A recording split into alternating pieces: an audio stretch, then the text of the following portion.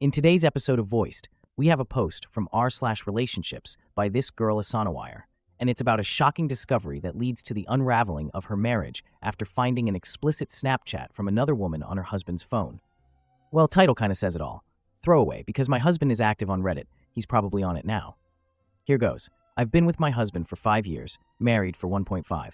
I've never once doubted his fidelity. He's great, super smart, funny, handsome, and I thought loyal.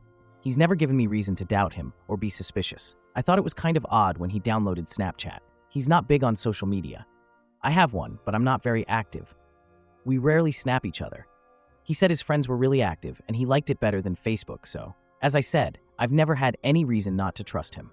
So I thought nothing of it. This morning, my husband was in the shower and left his phone on my nightstand. I was half asleep when his phone started chirping and woke me up. We both have the same phone and ringtone for text messages. Not knowing that he had put his phone on my nightstand for whatever reason, I thought it was my phone in my half-asleep state. Despite his black phone case, mine is green, I didn't even notice, and I looked at who had texted. It said Mom. Okay, my mom texted me. I can ignore that until I'm actually awake. But under that was a Snapchat notification, a snap from someone named Roxy. I was like, who the F is Roxy, and why is she Snapchatting me? I opened it, and bam, it's a picture of a pussy, and not the meowing kind with 4 legs and a tail. The caption said, I want your tongue inside me again. Now, I immediately thought it was a mistake, but I was alert now after being awoken by a vulva. I pretty quickly realized that this was my husband's phone. I felt like I was going to crap the bed and started to sweat. I looked at his contacts on Snapchat and she has a yellow heart next to her name. I looked up WTF that means, and it means they are best friends. WTF. I feel like I'm going to be sick. I didn't do any other snooping because honestly, I know what I'll find. I just don't understand how he could do this. We're happy. I thought we were happy. We have sex at least 4 times a week. Here's the real kicker, Reddit. I'm almost 12 weeks pregnant with our first child. He's sitting in the recliner about 20 feet from me and I just can't find the words to confront him. How do I say what I need to say? There is no way I am somehow overreacting or misreading this situation, is there? I'm heartbroken and don't know what to do. Update 1. So, husband knows something is up. I don't know if he saw that I opened a Snapchat from Roxy and is afraid of what I saw and afraid to bring it up, or if he's clueless and can just tell I'm upset about something. He's been asking me if I'm okay or if something is wrong about every hour. I told him my sister was having a hard time today. Ironically, she just broke up with her boyfriend. Why? He cheated, and I was going to go over to her place for dinner. I live in Pacific time zone, and to spend the night with her. I'm here now. My sister is 20 and a whiz at the social media thing. She stalked his Facebook to see if this Roxy person popped up anywhere. She looked through his friends' friends. Bingo, we found her. Well, at least pretty sure. I didn't see her face in the Snapchat. The screen was too full of her crotch. She's Facebook friends with my husband's good friend. She is listed as a receptionist at my husband's friend's law firm. My husband works a couple blocks from the law firm, and he stops by often to grab lunch with his friend. That would explain how they met. Still formulating a plan on confrontation, trying to get as much information as possible first. My sister wants to burn his life to the ground, and honestly, I do too, but I'm going to address this in the most adult way possible so that I can walk away from him with my head held high and be a deserving role model to my baby girl. Not sure it's a girl, just a feeling. Good news, my uncle is a lawyer. Most of what he deals with are divorces. I've already contacted him and asked if we could discuss some potential legal issues. Didn't specify what yet. Feels like something I should do in person during our meeting. I told him it was urgent. We are meeting tomorrow morning. I will try to update as much as I can, and from the bottom of my heart, thank you all again, internet strangers. Again, I am overwhelmed by the support and love I've received from everyone. It feels great to be comforted and cheered on by you all. Thank you so much. So husband cheated. He has been since maybe 2 weeks before last Christmas, according to him. I was very calm when confronting him and took the advice many of you gave me by telling him that he needs to explain to me who Roxy is and why she is his best friend on Snapchat. His face gave him away immediately, but he still tried to lie to me at first. He said that she works with his friend and they met when his friend invited her out to lunch with the two of them. At first, he claimed he only met her about 2 months ago.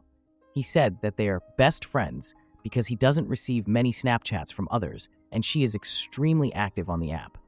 He said she just sends randoms and is really into fitness, so she sends a lot of inspirational snaps on being healthy and living a better life. He said that every once in a while, he'll send her something back, like a picture of a cheeseburger or something, just to tease her about her level of health consciousness.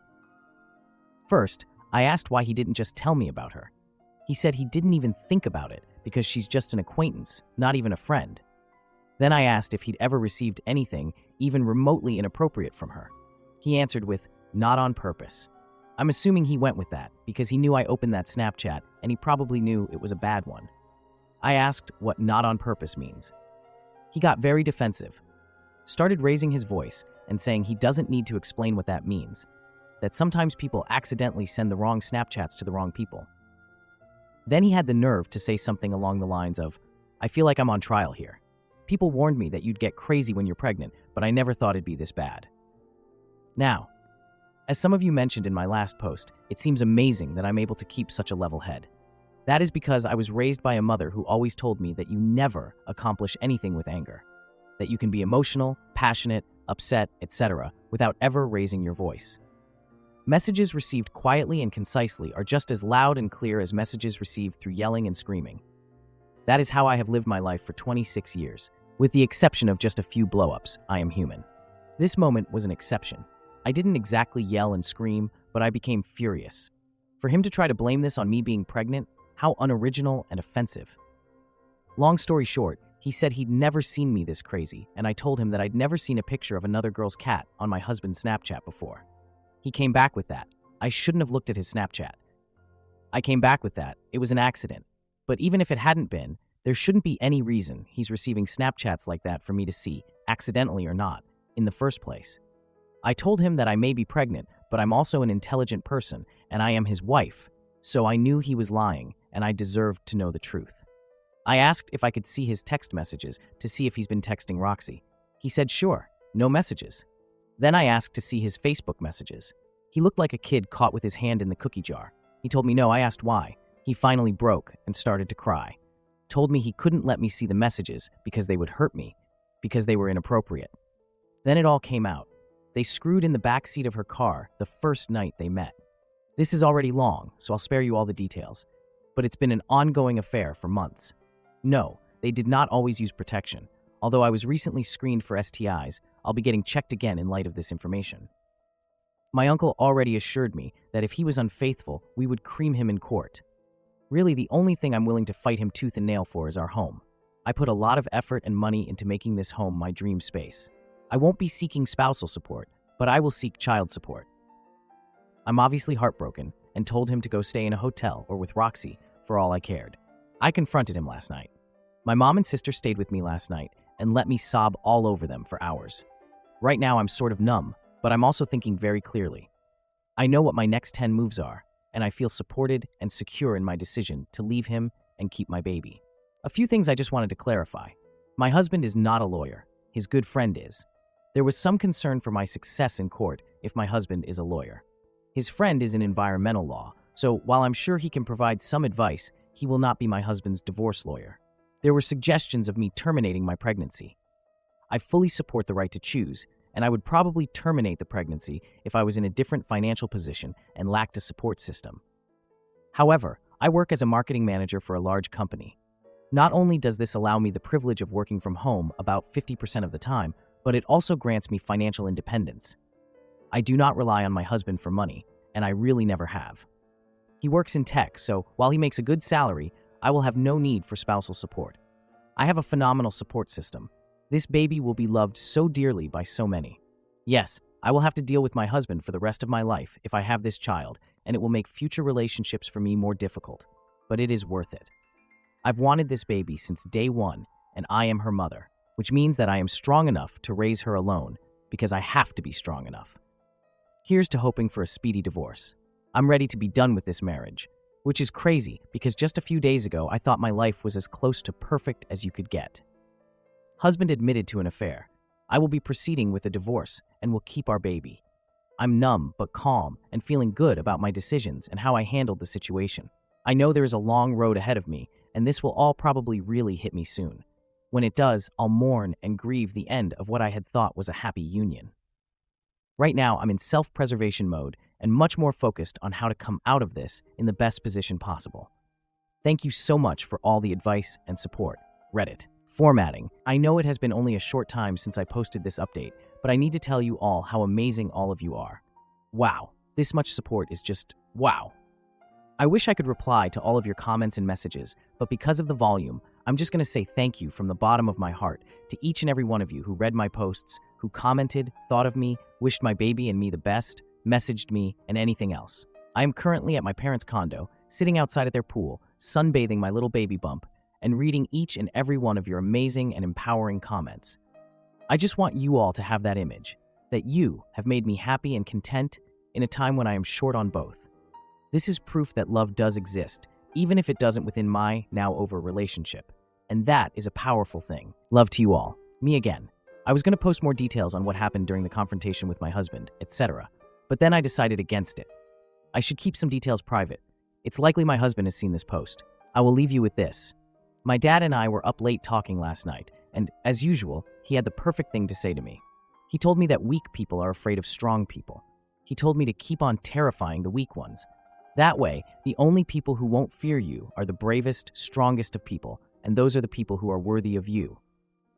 Then he said my husband is a spineless turd who couldn't kick it with the strongest woman in the world.